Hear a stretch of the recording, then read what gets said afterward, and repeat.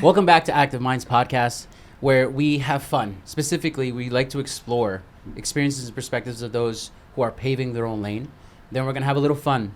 We're going to start to have a little hypothetical brainstorm with our guests where we start to examine what it actually means for us to apply their lessons. And of course, the whole idea here is to move smarter together.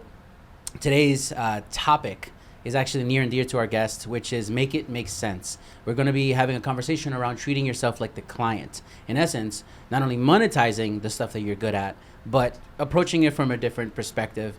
And we're going to get into it right now with our guest, Jennifer Caison, and my co-host, Danny. Thank you so much for joining us. Thank you for having me. I know we were kind of just going back and forth a little bit. Yeah.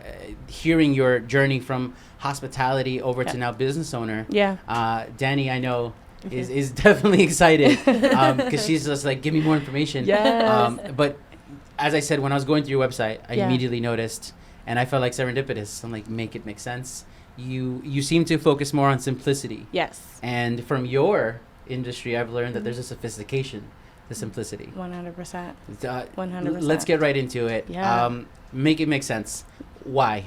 Make it make sense has become my life motto, Yeah. right? Because I just feel like if it doesn't make sense, where are we going? Like, what's the mission? What are we trying to accomplish? What are we doing, right? So I like everything to make sense, from like personal relationships to business to what we're doing. One of the first things I do when I onboard a client is we create like a path, right? A business plan, a vision board.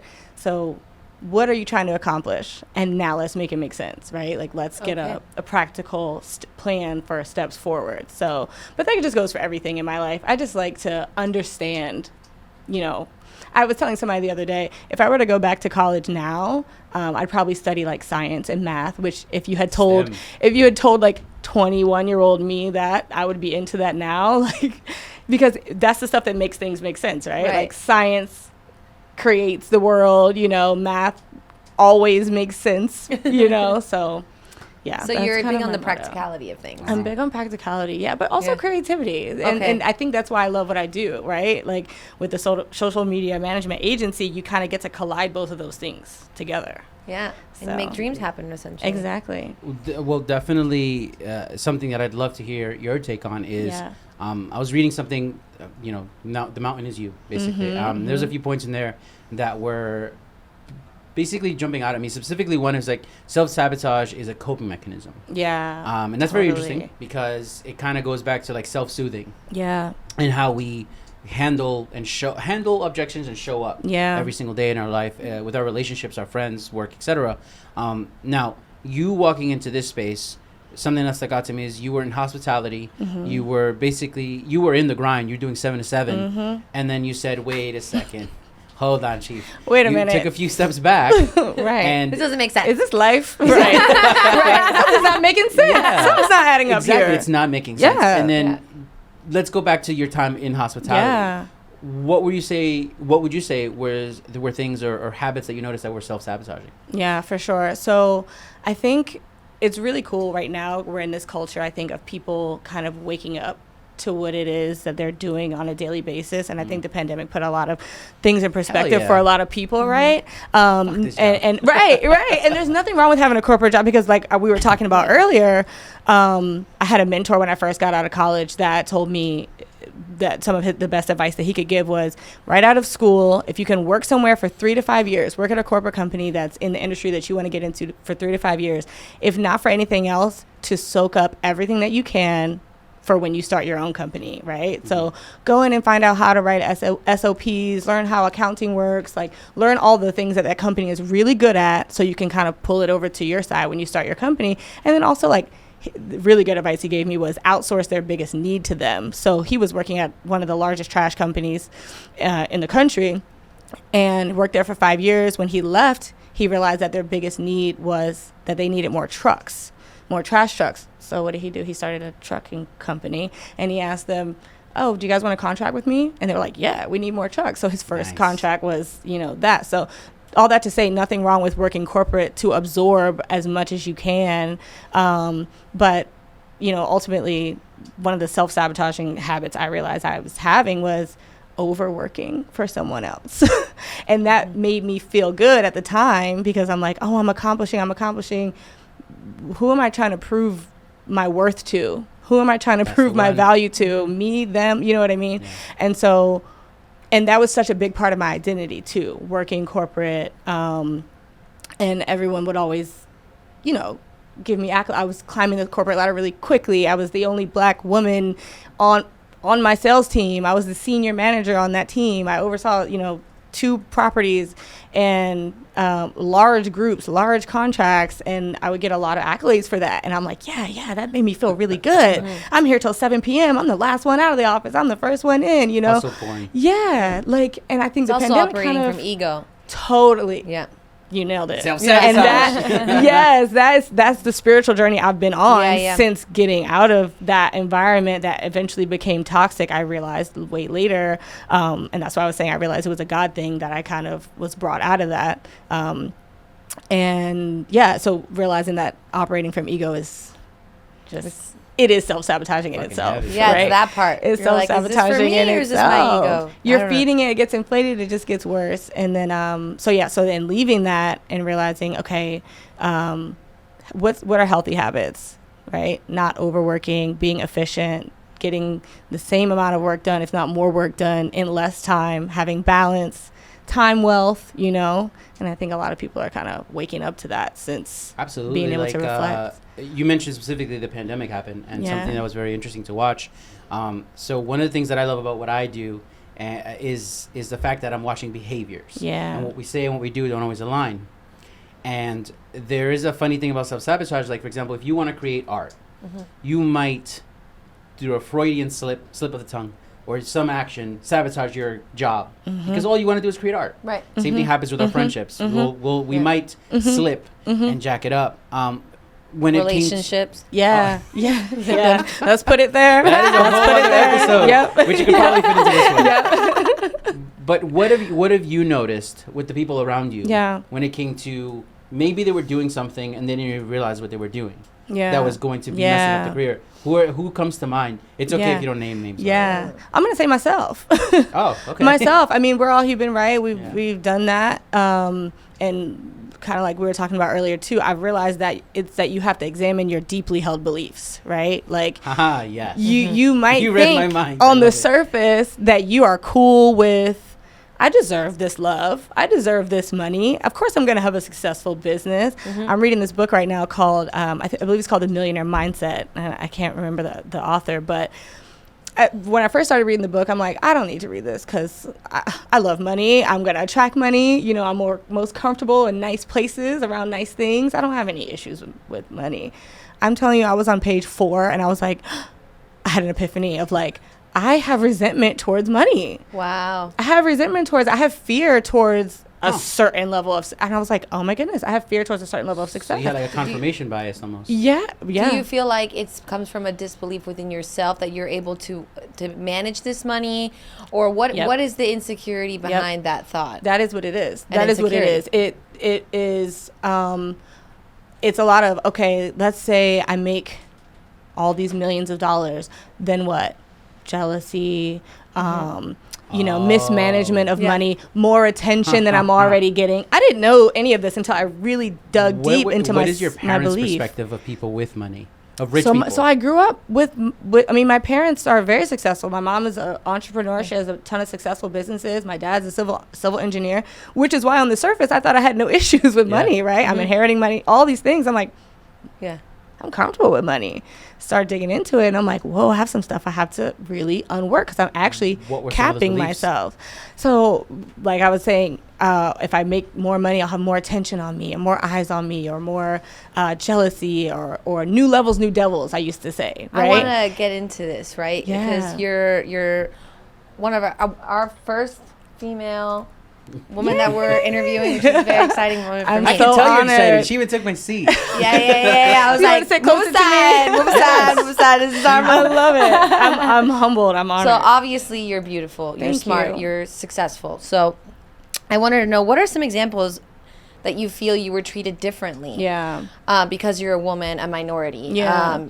And how did you handle that? How did you navigate the situation? Yeah. It's interesting because I never go into any situation with that in the forefront of my mind, right? No, but because I am just like, I can do the work and I'm smart Yeah. and I I'm guess you here can. and they'll see it, know? But the reality is, in certain situations, especially in working corporate, after I left was when I realized, I looked back and reflected and I'm like, there were times where I was being gaslit. Yeah.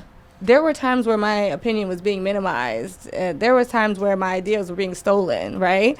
There were times where I wasn't getting credit for certain things. But I think it just made me,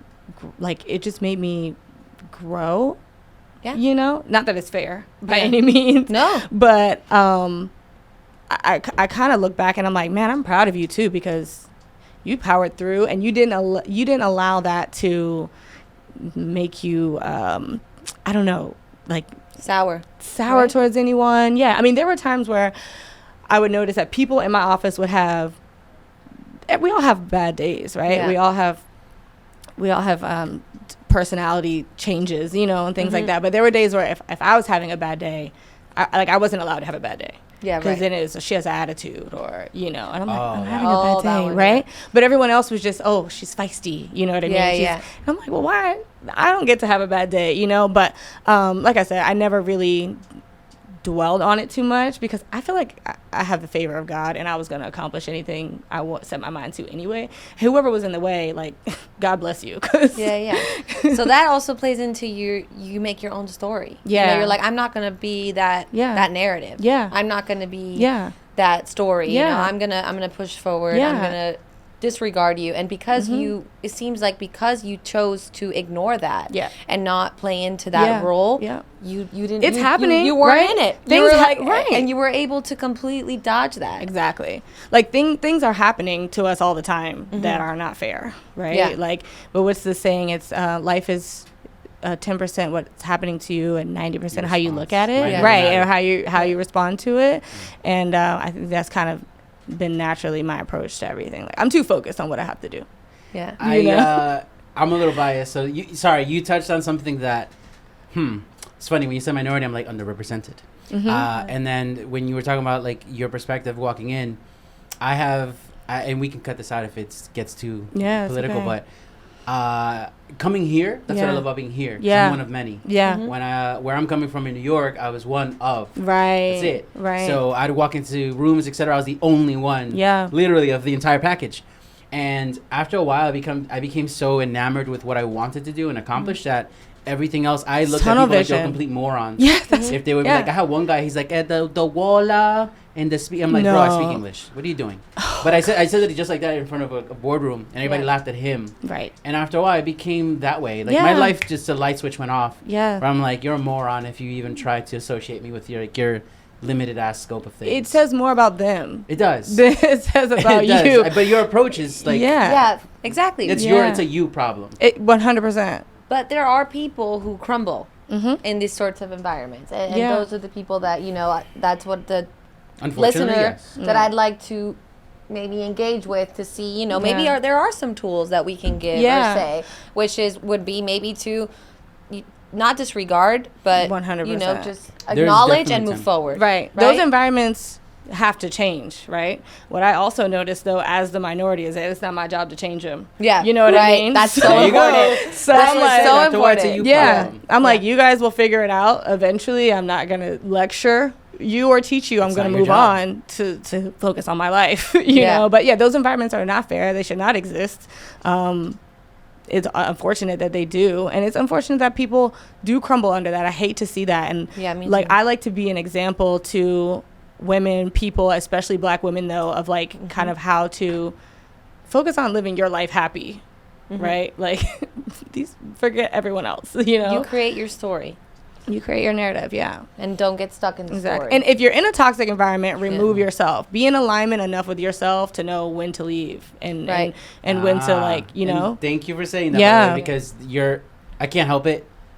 The job you did before was about showing people a good time. Yeah. Giving them this amazing experience. And it sounds like you're practicing with yourself now because you work hard. Yeah. But I'm probably not saying the phrase correctly, but there's like a soft era. I'm in my soft era. Oh yeah, we're in the soft era right now. Yes, okay. like I love it for us. You go out there, you get it, and you come home and you take care of yourself that way. Oh yeah, Exactly. I'm loving this new era. Because I think that's one of the coolest ways that I'm witnessing you. Yeah. Basically challenging old beliefs. Yes. You can hustle hard, but yes. not to play hard. You're basically going home and taking care of yourself. Yeah, it's the balance. How did you get there?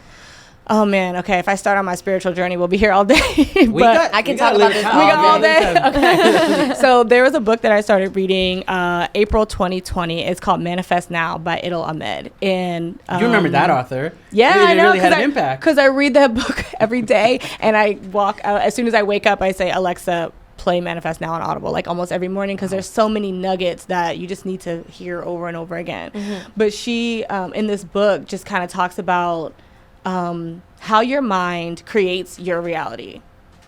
You're literally in charge of it. Like what you see, what you speak, what you believe is what you'll see more of, right? It's funny because I actually say that Instagram is like the physical representation of this. The more you engage with certain content, the more you like, the more you click, the more you comment on, the more you talk about, the more you speak about, is the more of what you'll see. Yeah, the algorithm is actually known as that's the literal algorithm. That's exactly how it works. It's called honeypot. That's exactly how it works. It engages, it rewards your behavior. Yeah. So it mimics life. It's the literal, physics. Instagram mimics life, exactly. Yeah. So if you believe that $1 million is hard to make, it will be hard to make. If you believe that all men are bad, then that's what you will experience. Then all men are trash. Can you give us an example of how this has worked out for you? Good question. Yeah. What's an example of you were like, maybe you had a limiting belief and you started changing that perspective, right? Mm-hmm.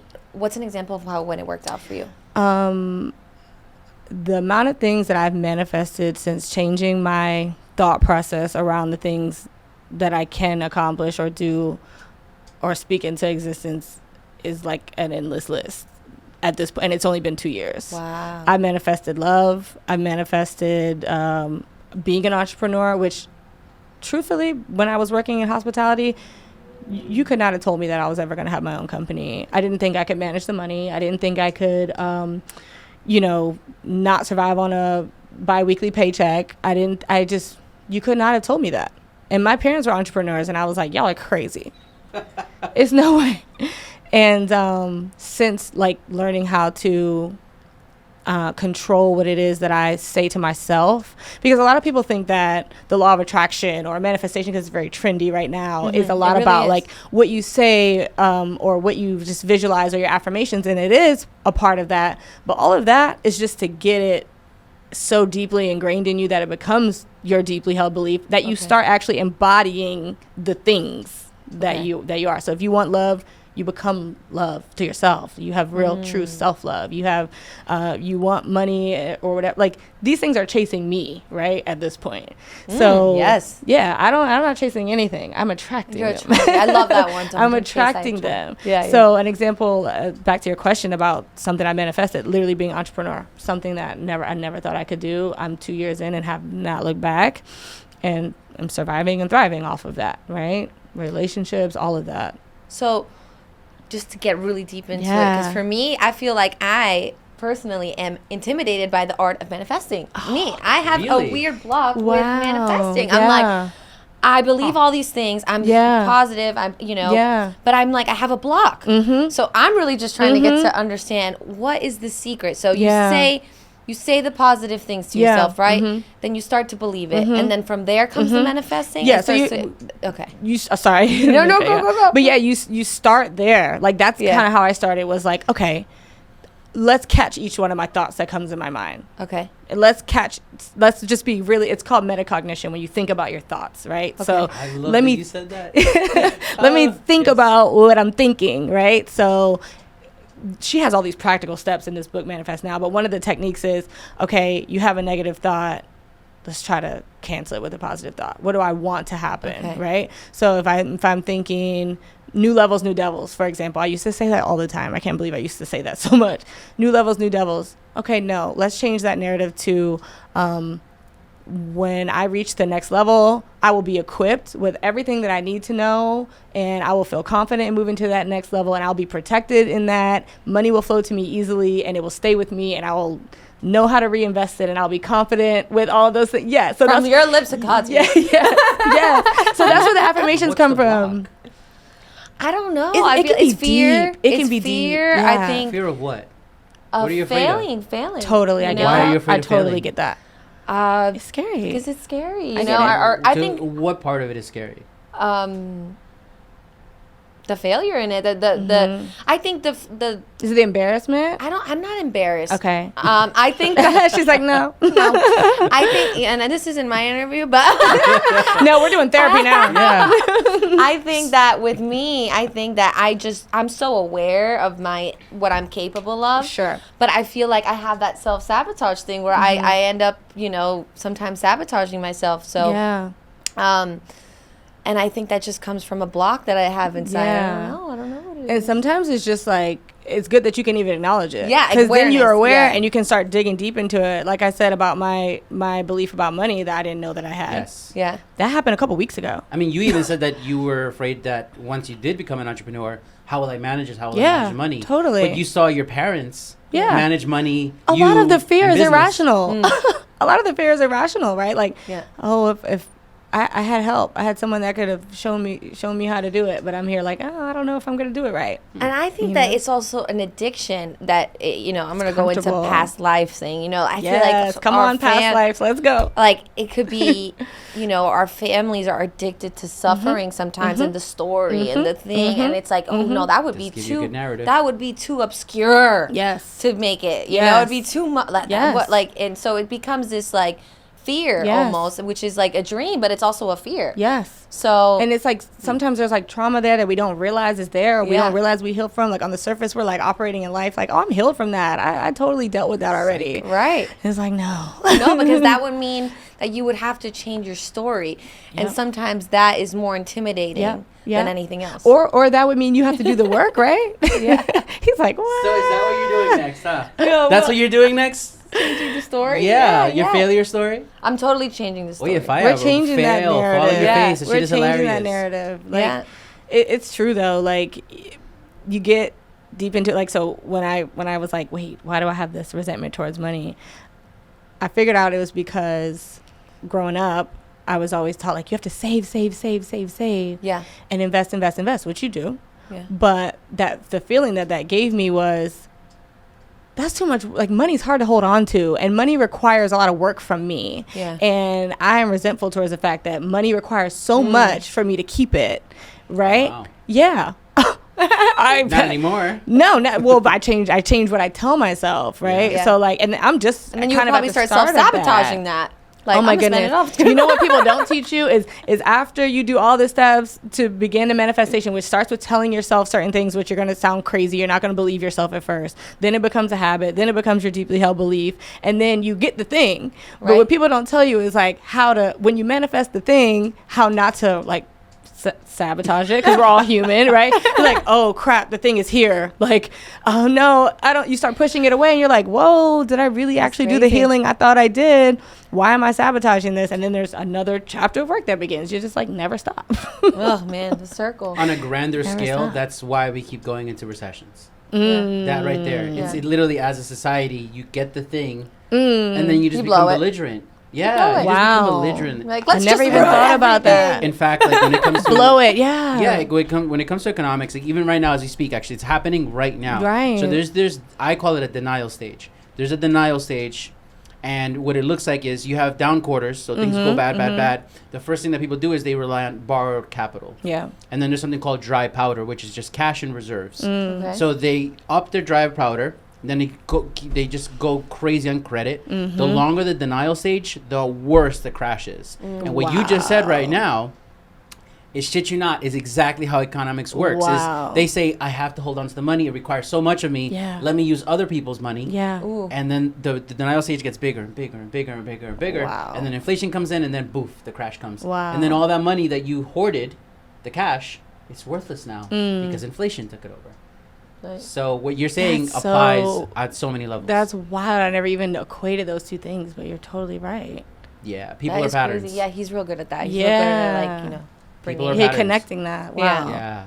So I'm glad that you're sharing this, because I'm glad you shared that, because more people hearing what you're going through would be beneficial. Like, there was do you remember like 08 or 9, like people were taking out ninja loans, no job, no credit, for like to buy houses. I was probably self-sabotaging somewhere. Probably somewhere self-sabotaging. I was self-sabotaging somewhere. As soon as you see subprime lending like being advertised, just know it's only a matter of time. Give you at least 18 months runway before we hit another. Oh, great. And it all stems from exactly what you just said. Wow. They start to have that moment of like, I need to hold on to my money. I'm not going to put it out, so I'm going to borrow it. Right. Wow. And like what I found to combat that personally is changing what I say to myself, which is money flows to me easily. I don't have to work too hard for it. Money likes to stay with me. Wait, pero espérate. Money when did you start believing that? Because I got Danny over here. I don't believe it yet. Saying mantras, but she's like, I don't know if I believe it though. No, it takes a while to say it to yourself before you believe it. You gotta, repeat it to yourself and make yourself believe that over time. Well, I do believe, and I do believe in planting seeds. Yeah. Because a long time ago, somebody planted a seed within me, of growth and spirituality and all this, and then just one day I was like, oh my God, I get it. Yeah. And it was like, it wasn't, it has to grow like a little gradual plant over time. Yeah. So, I guess I did that portion, and now this portion is coming in. Go. So, also to be gentle with yourself, right? Totally, and just be like, and aware. Yeah. And understand that, okay, I do have this block, but I'm working on it. You planted the seed. Yeah. Maybe something you say tomorrow will water that seed, or something I'm walking down the street, will water that seed again. It'll rain. It'll rain. It'll rain. Yeah. And then it just starts being watered, and one day you have a freaking tree. Yeah. And that's just how life works. You're looking back at your old life like, I can't believe I ever thought that. Yeah. I can't believe I ever operated like that out of fear. Yeah, of course. You got this. Ay, no me mires así. You got this. We're working together on it, girl. Everybody is. She did say we're going to go into therapy. We're in therapy, yeah. Well, one thing that I definitely would love to go into, and it's a common problem you've heard this a million times already, is the whole thing of SWOT analysis. Mm-hmm. Okay. What is it? SWOT analysis. SWOT, okay. Strengths, weaknesses, opportunities, and threats. Yep. And when it came to making you, right, your machine, or you incorporated. So you have a background, a strength would be background in hospitality. Yes. So you're amazing with people. Yeah. You can make the biggest dumbass feel like normal. Special. Special. Trying to say something? Yeah. Wait, I feel special. No, I'm kidding. She's doing a great job. She's making me feel confident. Yes. And then when it comes to weaknesses, what were one of the first weaknesses that you identified in yourself? Yeah. You mentioned, oh my God, I have self-sabotaging beliefs. I have preconceived notions that I'm probably wrong about. Now on the opportunity side, where did you see the opportunity begin for you? Knowing, hey, I've got this background. I like math and science. And I have limiting beliefs. How did that start translating over to opportunities? You know what's so funny? The opportunities came from other people believing in me before I even really thought I could have my own company. So my first client was here in Miami, a real estate company, and shout out Kinetic Group Real Estate. They gave me my first shot. They were like, we don't want anyone else to manage our social media. You're the only person that we would even trust with this. Will you take it over? Wow. And I said, okay, yeah, sure, I'll try it. I had already implemented all this strategy on my own personal brand and grown my own personal page with, paying attention to Instagram insights and things like that. And I said, sure, yeah, I'll take it over. It was right when the pandemic hit. We had just been furloughed. I'm like, I'll make some money doing this. Started researching, really digging into it, and they were like, you're killing it. This is amazing. Like, we love it. So I feel like the opportunities really came from other people seeing in me, the entrepreneur in me, really, before I could really believe it in myself. And then I was like, oh, okay, yeah. And my mom, she was like, if you go back to an office, like, you're crazy. Like, you have all the skills in you. Yeah. So I had the opportunity, thankfully, from so much family support, like, that's a huge thing that I realize everyone doesn't have. So I'm extremely blessed right there. But that's where the opportunities came from. And then I saw opportunities for me to grow, like space where I could do better or believe in myself more and trust myself, So that's a good example of how you can be your own family for people who you just commented on. You say you have your family. So how do you show up for yourself? How do you give yourself the confidence to push forward when you feel like you actually have nobody. Have you ever felt that way? Yeah, of course. I think we all have moments where we kind of like feel alone as much as people try to be there for us. Like you still have these feelings of like nobody really actually understands how I feel, right? Or how bad I want this to be successful, and we were born alone, and we die alone, so you're responsible for you at the end of the day. But I think the way I've encouraged myself is, like I was saying earlier, there's just things that I want to see myself do in this life that I cannot deny myself. It's just like this burning passion inside that I'm like, the world is too big. You need to see as much as you can see. You need to experience as much as you can experience. And whatever you need to do to make sure that you can do those things, like that's what keeps me going. Like, I will have a Rolls Royce. I will have a Rolls Royce. Yes, you will. Rolls Royces are chasing me. That's what I tell myself. But like, I have to do that. There's certain things I have to do. I have to have a foundation that helps women and homeless people. Yeah. I have to. Like, it's something I will not allow myself to leave this earth without doing. So I think I don't even know if it's a confidence thing. I think it's more of like a, girl, if you don't do this before you die, I'm gonna be real disappointed in you. Yeah. So, speaking of foundations, what are 3 core foundations that you would say that you hold true and that you find in people, in your love life, in your business life, and within yourself that are a common denominator? Like foundational pillars, things I believe. Yeah.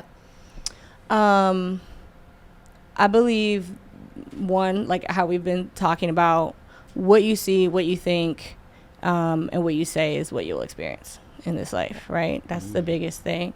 I don't know. I feel like that kind of encompasses everything. It doesn't have to be 3. Okay. Yeah. I mean, that's kind of the biggest one that that comes to mind right now. It's just, and it applies to love. It applies to career. It applies to family. Like, if you forgive your parents who probably did their best, you know, then you can operate out of a space of seeing them as, great people and wonderful people who love you despite whatever it is you feel like they, you might need to go to therapy for or whatever, If you think the best about your partner, then you can cultivate love. If you, believe the best in people overall, I feel like that's you'll see more of it. And if not, those things just start to fall away that aren't in alignment with that, right? Like in this book, in the Manifest Now book, she says, don't ever worry about cutting people off. Just get better, and those things will fall away from you because your frequency doesn't align. Yeah. Your frequency just stops aligning with bad things that are not good for you. So they fall away. You just see less of them. They really do, actually. Yeah. You care less and less. You're like, oh, I wonder where that person went. Oh, I forgot. Frequency was not aligning. Now they're gone, So it looks like you put your love of math and science to work, because your entire process forward is science. Seems to look so much like you're seeking to understand first before being understood. Yes. So I that's what it sounds like on my end. That's what I'm hearing. You nailed it. There's a meme I was reading today that said 2 ways of thinking, like, this person is pissing me off, and the other one was, I'm pissing myself off through this person. And it sounds so like, that sounds good. Like hippie-ish, but it's like, you are in control of yourself and of how your experiences and what you allow your reactions to be because of other people. Like, whoa, wait. If you're watching this and enjoying it, press pause for a second. Go to activemindsclub.com. Again, activemindsclub.com. Here you will have membership access to our exclusive networking events, as well as behind-the-scene access to our guests where you yourself can ask them questions. Not to mention, at these events and in the community, you're going to have access to the very mentors that are here sitting with us, as well as many, many more that are doing cool things in stocks, marketing, cars, real estate, where we're going to have you have access to education, insights, how-tos, all things that you can apply to your life and business. So your perspective. Speaking of your perspective, you say that you talk to yourself sometimes. I talk to myself out loud. All the time. They say that's the first sign of genius. Yeah. Oh, it's genius? I heard when you answer yourself, there's a problem. Oh, maybe.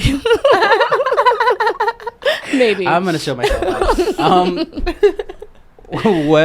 what was the point for you that you realized that it was beneficial? No, what was talking to beneficial? yourself? Oh, I don't know why that makes me laugh. I talk to myself all When the time. did you realize that you were talking to yourself? I was just in Target talking to myself out loud. Lady was like, right? I was like, right? like, yeah, you heard that? Oh, okay. Okay. So, probably when I was a kid, I literally been talking to myself since I was a kid, and I think it showed up in my adult life as like being able to stay organized. Because if I don't say it and write it, like I'll forget it, you know. So that was probably the first time I saw the benefit of it. Like, okay, I'm talking to myself to organize my thoughts and organize my brain. And I remember saying that thing out loud earlier. I don't know. That was probably the first time. And then on my spiritual journey, it's been when I start seeing the stuff that I'm talking about showing up. And then I'm like, oh snap, this is for real. Yeah. You got a professional manifester. I'm a fan. Intermediate. Intermediate. Yeah, because like even like what you just said, I like that you were honest about it. You're like, hey, I can do these things, but I don't fully believe in them. Yeah. And I think it's important to have that conversation because like it's. You see it everywhere, Pinterest. Yeah, Instagram, it's trendy. Like I actually get, I'm like, ugh. Like I started getting annoyed because I'm like, whatever, dude. Like it's just such a trend right now. Like I get it. Affirm yourself, visualize. Yeah, I'm like, okay, but really how? And like that's why I'm so appreciative that you were like, sure. Okay, girl. Here's here's the recipe. So that book, the Manifest Now book, completely changed my life. And you've heard The Secret. Yeah, and then I also got, because it's a workbook, Project 369. Yes, that's a good one too. Yeah, that's it's a lot about quantum physics. Yeah, because you write like what you're grateful for. Yeah, exactly. There's a science behind it. Make it make sense, right? Yeah. Science to all of this. I'm gonna bring the book for us. And then there's ironically the law of detachment, which works hand in hand with the law of attraction, which is once you place your order with the universe, like Amazon, you don't worry about how it comes to you. You don't worry about what truck they use to deliver it to you. You don't worry about the details. You literally let it go. You believe that order is coming, right? You place the order. So detach from it. You don't really sit there every day like, oh my God, I wonder how Amazon is going to bring this thing to me, and I wonder if I'm going to miss it, and I wonder if it's going to show up. You're like, Amazon got it. Amazon got it. You know, the universe got it. Not to get like into the too much of the nitty, like the bad shit, but why do you think that triggers people to hear that? Because like I'm sure you've heard a lot of people be like, oh, whatever. Because everything we're talking about sounds hunky dory, hippy dippy. Yeah. You want the real reason? Yeah, of course. No. But the fake reason? Who is getting hot in here? They don't believe that they are worth it. They don't believe that they deserve it. Yeah. They don't believe they deserve it, which I'm preaching to the choir because there's, like we were just saying, there's still things that we're like, you know, we all struggle with. But, you know, I have met people that are uncomfortable with being in certain malls, being in certain stores, being in, you know, around really nice things or whatever. And I challenge them. I'm like, what's the problem, you know? And when we get down to it, it's because they don't think they deserve to be there. You know, they feel uncomfortable. I don't know. It could be. I mean, it could be either. But I feel like at this point, at our big age, we're all grown. You know, you're kind of, you can put yourself in a new environment. So it's kind of whatever you told yourself. So, speaking on self-worth, you know, do you feel like you've always had a sense of self-worth? Yeah. Or do you feel like it's something that you work on? Yeah. How do you work on it? Yeah. There's of course things that I've had insecurities about, right? Like human. But I will say I was raised by parents that always reminded me of my value. I grew up in church, and one of the biggest scriptures my dad used to always remind me of was the Proverbs 31 woman who was just this like exceptional, awesome, kind, loving, successful, beautiful woman. He was like, that's you. Like, don't forget that since I was a kid. And there's another verse that says, who can find this woman because her value is far above rubies. Like, that's, you know, she's worth. What was the first proverb? I'm not familiar with that. I think it's Proverbs 31. Okay. Proverbs 31 is a virtuous woman. And it just goes down this list of, like, all these wonderful things any human will want to be. And he would just remind my sisters and I, like, affirm that was us. So I had that sense of value and self-worth instilled in me from a child. But, you know, you leave the house and the world tells you differently and teaches you differently. And subconsciously there's all these things thrown at you. So, of course, you develop insecurities and things like that. So, but I always unwork that and remind myself of what God says I am. And that's how I always am able to come back to knowing who I am. Who can define me? Not the world, you know, me and God. That's it. So you believe God and your dad, basically. God and my dad. Yeah. More than the rest of people out there. Totally. Yeah. I mean, my dad, my stepdad, my mom, I mean, they just always really blessed that they always encouraged me there. Yeah. Yeah. Shit. Okay. I actually think there's something in there to flesh out. So as we're coming along, we're kind of getting to the end of this. Some finer points. If you're watching, recording, listening, etc. We started the conversation on the topic of treating yourself like the client. And of course, the title make it make sense. The whole idea is to make this as simple as possible. So Jennifer starts to go into the finer points of notice what you notice. And we kind of had a little fun with SWOT analysis here. Yeah. You went deeper into the topic of what are my preconceived notions. So nature versus nurture is basically where you're starting from. It almost sounds like your approach was tabula rasa, blank slate. And you started going into, okay, here's what I see, here's what I think. And then you start to have fun with mantras and the way that you speak to yourself. And something very specific that we got into and that you brought up was the point of, I might not believe it right now, but repetition is key. Yes. And then you definitely got into the whole idea of how to create opportunities. Is basically you started treating yourself like you were treating your clients in hospitality. And that put you in a position to where you got your first client. Your first client basically gave you this abundance of responsibility. Yes. And you just repeated the cycle that you did at the corporate job, and you get this massive upswing of momentum. And then you're kind of having that feedback loop where you're saying, hey, I am doing this. But then you get into another, let's call it milestone, where you start to realize, oh my God, I have a limiting belief because I'm making the money, but now you start to worry about the energy of keeping it. Yes. So then you revisit that all over again. You deconstruct your preconceived notions.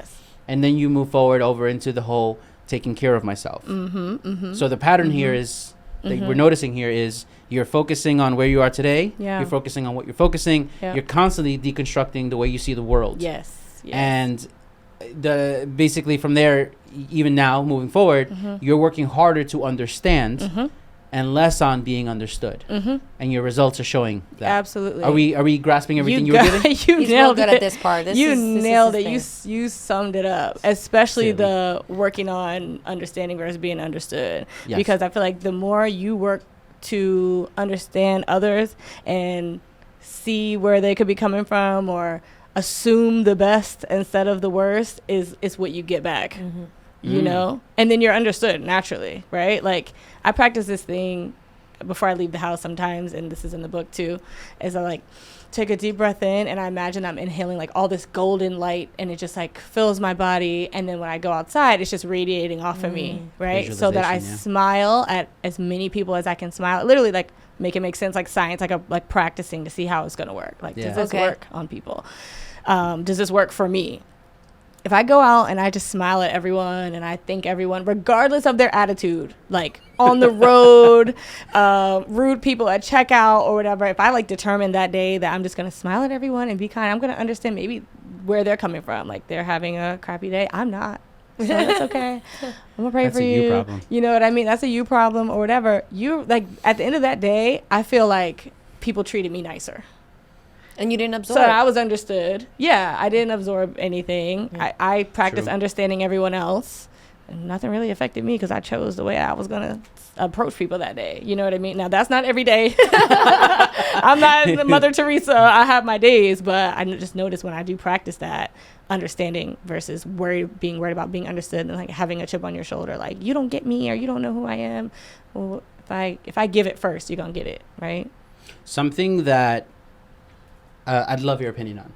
Thanks. When it comes to creatives, for a long time I focused on working with creatives, specifically the tech industry, right? And it definitely, you triggered this in me right now, is we have so much potential. We have people that we meet all the time that are super talented, but they're kind of stuck or self-sabotaging. And the common theme, I'm sharing this with you and I'd love your take on it, is because you're so good at things and it just feels easy, you always kind of like fall into a little bit of complacency where you're like, I can come back to this. Or you lose interest because it gets easy after you've hunted it and got it, right?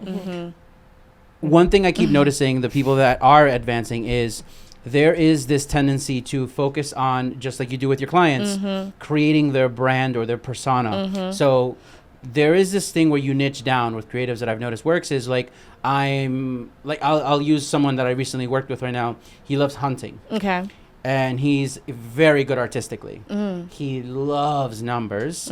He loves booze. Specifically the history of booze. Okay. And then long story short, he took all these things and then he now is a data scientist that happens to do this, be good at this, love exploring this, and happens to deliver this. Right. And now when he goes into a company, he's seen as one of one. And he's now walking into companies where they're saying, we only want you to manage blank and no one else. Yeah. So as I'm saying that out loud, and obviously Danny just shared some of her experiences, what are your thoughts when you hear that? Why do you think that is? Yeah.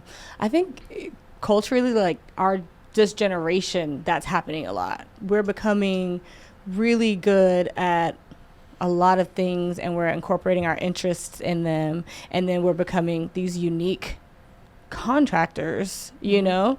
Yeah. Which is where we find this power this power shift that's happening in corporate where like we're not taking jobs if you're not paying us exactly what we want, and we can't work from home, right? True. Or whatever we feel like the benefit of that is to us, because I think we've become this like generation of, I don't know, like becoming experts in like digital we can do stuff from our laptop basically, and we're incorporating our actual interests into, you know, what we do every day, you know, so we become more sought after in certain spaces. And that's why we can be like, I don't even want to take that job, but I'll contract with you, I'll contract with you. And that's creating so many more entrepreneurs, right? Absolutely. Yeah. So if you're watching this, please, I'm just going to recap it in a different way here. If you feel like you're full of talent, opportunities galore. Yeah. Opportunities is like a bus. There's always another one around the corner. But specifically, something to focus on is all these things that you failed at, are learning, hobbies, etc. Just write them down. And the whole idea is like, I don't know, if you like tow trains, it doesn't matter. The whole idea is that you're honest with yourself and you have a very open audit of your skills, your experiences, and the things that actually intrigue you. And then let's say that your career might feel like it has nothing to do with those. It actually does. Yeah. Because if you have, 5-6 things that you're amazingly good at that have nothing to do with marketing, for example, please believe they apply to marketing. And we can give you a ton of examples, but again, just one more time.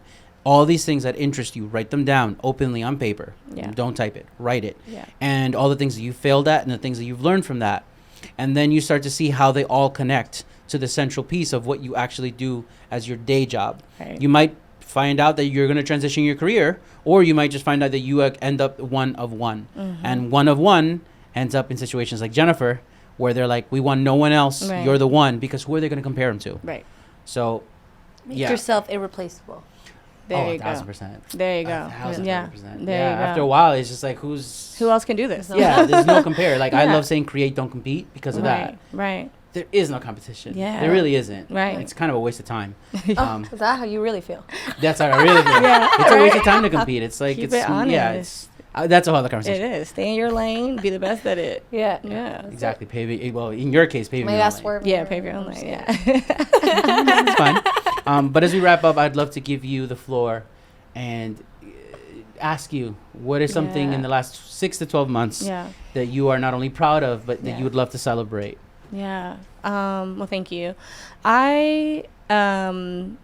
It's so weird this is something I'm working on too. Celebrate myself. My birthday just passed. And therapy. This is therapy. This is therapy. Thank you guys. I needed this today. Happy belated. Thank you. And I had people telling me, you have to celebrate. And I was like, I don't want the attention. It's too much.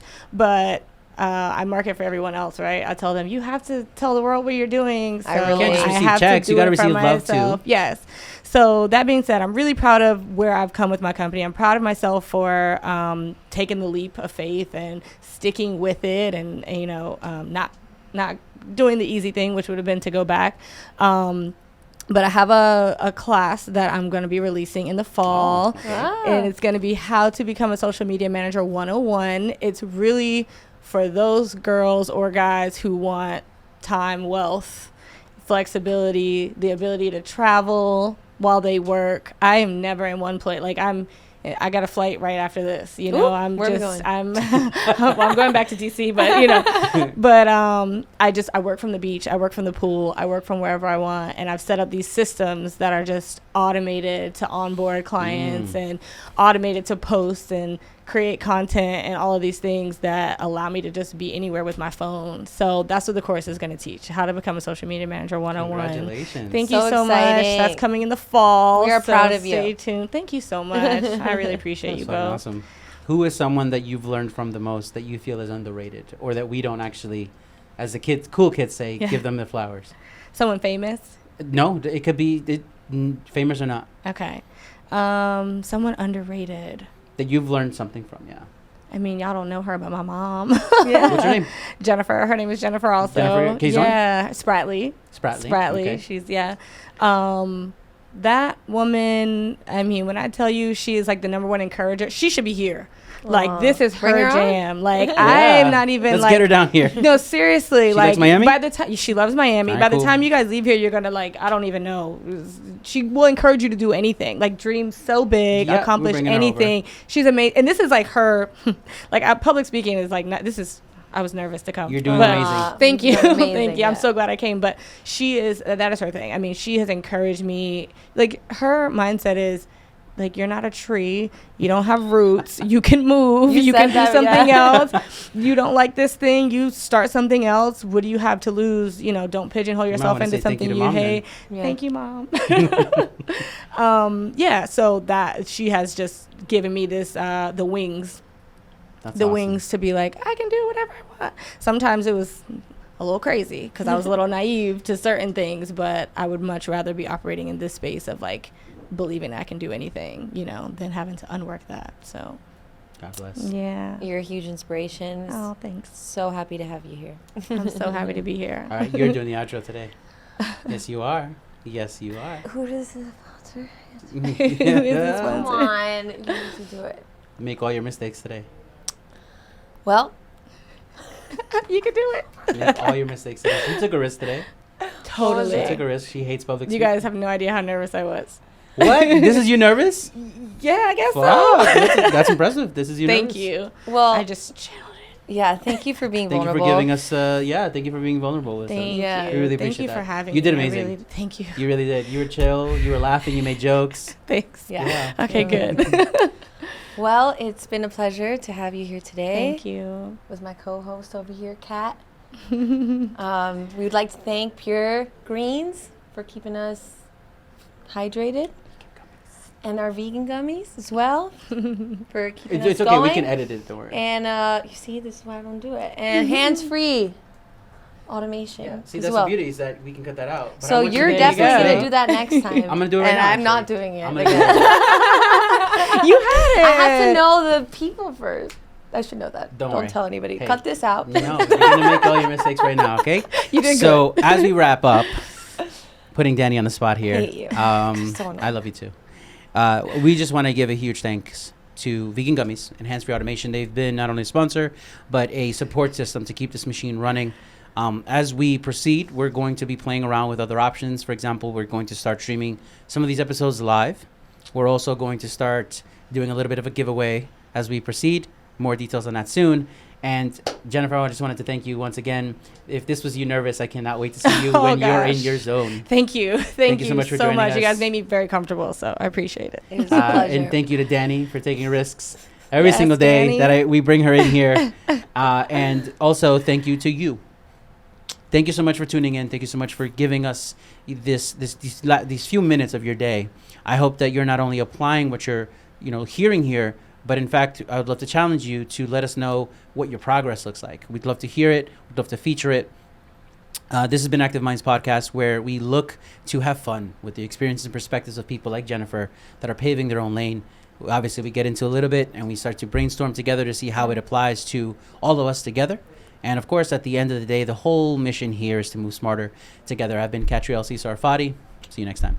So guys, as we're wrapping up, we want to remind you that we have our membership program now available on ActiveMindsClub.com. ActiveMindsClub.com. Grab yourself a seat. See you there.